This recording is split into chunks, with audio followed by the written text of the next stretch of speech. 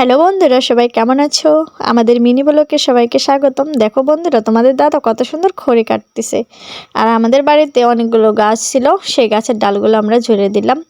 কারণ এখন অনেক ডাল থাকে যেগুলো কেটে দিলে গাছ অনেক ভালো হয় এবং কি বাড়িতে একটু আলো বাতাসেরও প্রয়োজন লাগে।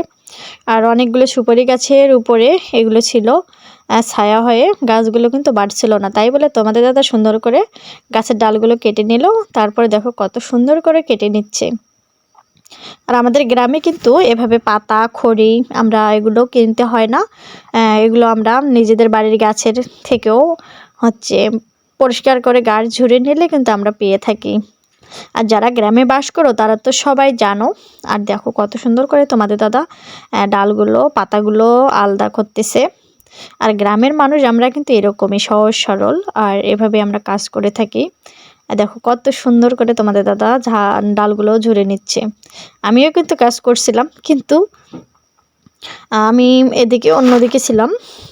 আর দেখো অনেক সুন্দর করে নিচ্ছে, তার সাথে আমার ভাগনা পটলও আছে। আর দেখো আমাদের বাড়ির সামনে কিন্তু আর অনেকগুলো ডাল ছিল, সুন্দর করে সবগুলো ঝুড়ে নেওয়া হচ্ছে। এই ডালগুলো মোটা ছিল বলে একটু ভালো করে কেটে নেওয়া হচ্ছে। আর যেগুলো মোটা ডাল এগুলো কিন্তু সুন্দর করে কেটে নিতে হবে কুড়াল দিয়ে, তারপর কাটতে হবে।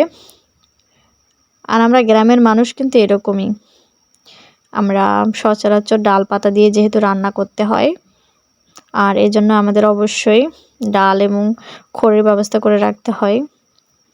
আর বাড়ির আশেপাশে কিন্তু আমরা খড়ি একটু হলেও পাই, আর কয়েকদিন পরে কিন্তু পাতা সিজন আসলে আমরা পাতা পাবো।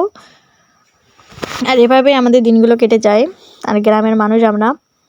আর আমার ডেলি ব্লগে ডেলি ভিডিওগুলো কেমন লাগে অবশ্যই জানাবেন, আর সবাই আমার পাশে থাকবেন।